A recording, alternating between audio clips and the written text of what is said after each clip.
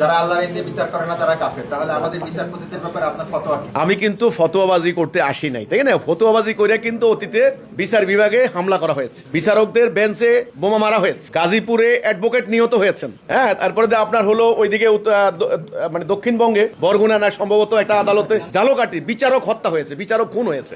এই ফতোয়া আমি বরং আজকে কিছু অনেক বিচারপতি এখানে ছিলেন, ওনাদের সামনে বলেছি সময় হয়েছে উগ্রবাদ সন্ত্রাসবাদ মোকাবেলা করতে হলে ইসলামের কি আছে, ইসলামের জেহাদ নীতি কি, ইসলামের কেতাল নীতি কি, ইসলামের বিচার নীতি কি, এটা নিয়ে আপনারা কথা বলতে হবে। কেসাস, যেমন ধরেন কুতিবা আলাইকুমুস সিয়াম, তোমাদের জন্য রোজা ফরজ করে দেওয়া হলো, এটা সবাই রোজা রাখে, এটা আয়াত, কোরআনের আয়াত। কিন্তু কোরআনের মধ্যে আরো দুখানা আয়াত আছে একই রকম।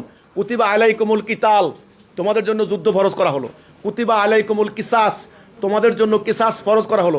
তাহলে যুদ্ধ হলো একটা রাষ্ট্রের যুদ্ধনীতি, আর কিসাস হলো একটা রাষ্ট্রের বিচার প্রক্রিয়ার বিচারিক প্রক্রিয়া।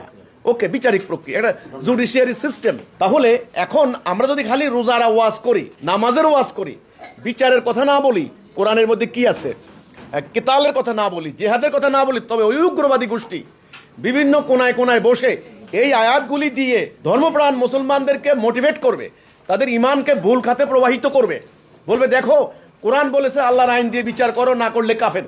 এই যে দেখো দেশের বিচারপতি কোরআন দিয়ে বিচার করে না, এ কাফের কাজে খালি ওরে মারো।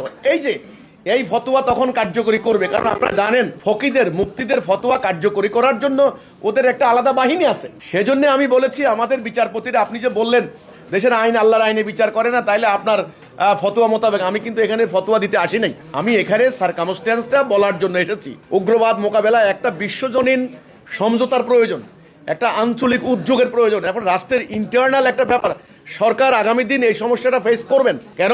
সাম্রাজ্যবাদী অস্ত্র ব্যবসায়ী রাষ্ট্রগুলি যেভাবে আক্রমণ চালাচ্ছে, যেমন ইরান এখন আক্রমণ চালাচ্ছে, যদি বর্তমান ইরানের এই সরকার, ওরা বলে যে মোল্লাতান্ত্রিক সরকার, যদি এই সরকারের পতন ঘটে, আপনি কি মনে করেন দিনে দিনে সমস্যার সমাধান হয়ে যাবে? এখান থেকে হাজার হাজার সংগঠন বের হয়ে যাবে, নানান উগ্রবাদী কর্মকাণ্ড। যেমন ওরা যখন প্যালেস্টাইনে হামলা করলো ইহুদিরা, তখন বিভিন্ন সংগঠন, আপনি দেখেন এই যে মিয়ানমারে যখন মুসলমানদের উপর হামলা চালাইলো, সেখানে অনেক সংগঠন তৈরি হয়েছে। কাজেই সাম্রাজ্যবাদীদের আগ্রাসী মনোভাবের কারণে এ ধরনের গ্রুপগুলি তৈরি হচ্ছে। এগুলো কোরআনের আয়াতকে ভুল ব্যাখ্যা দিয়ে জাতির মধ্যে বিনাশ ঘটাচ্ছে। কাজে আমরা এই কথাটা বলেছি যে আমাদের বিচারপতি যারা আছেন, আইনজীবী যারা আছেন, লয়ার যারা আছেন, তাদেরকে আমরা বলি বিজ্ঞ আইনজীবী, ওনারা সংবিধান নিয়ে নড়াচড়া করেন।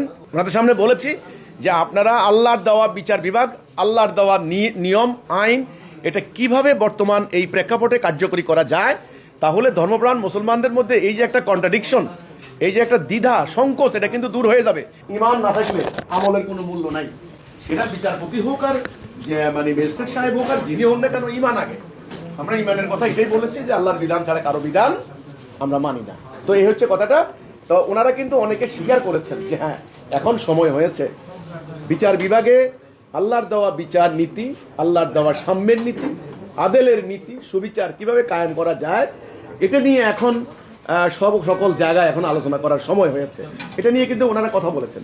কাজে ফতোয়া দিয়া যে বিচার আল্লাহর আইনে বিচার হয় না, ওকে মারো, ও কাফের, নো, এটা কোনো সমাধান নয়। আগে পুরো ব্যবস্থাটা কায়েম করতে হবে এবং সমগ্র জাতি আল্লাহর দেওয়া দ্বীনের অনুকূলে রায় দিতে হবে, ম্যান্ডেট দিতে হবে। আমাদের রেফারেন্ডাম হচ্ছে, আমাদের গণভোট হচ্ছে জুলাই সনদ নিয়ে। গণভোট হওয়া দরকার ছিল, তোমরা আল্লাহর বিধান চাও কি চাও না, তখন একটা রাষ্ট্র ব্যবস্থা কায়েম হবে। সেই রাষ্ট্র ব্যবস্থায় বিচারপতি আল্লাহর দেওয়া বিচার করবেন। সেই বিচারক যদি আল্লাহর দেওয়া আইনে বিচার না করেন, তখন আপনি সেই বিচারকরে আপনি ফতোয়া দিতে পারেন। কিন্তু এখন তো হলো শাসন ব্যবস্থা আল্লাহর না, ব্রিটিশের আইনে রাষ্ট্র চলছে, একটা ডেমোক্রেটিক স্টেট। এখানে যদি আপনি বলেন বিচারপতি কাফের, ওকে মেরে ফেলতে হবে, এ ধরনের আমি মনে করি এটা খুব হঠকারিতামূলক কাজ হবে, অজ্ঞের মতো কাজ হবে। এই ধরনের কার্যক্রম থেকে বিরত হয়ে বরং আল্লাহর দেওয়া দ্বীন কিভাবে কার্যকরী করা যায়, এর একটা বাস্তবসম্মত রূপরেখাটা আমরা এখানে তুলে ধরেছি আজকে।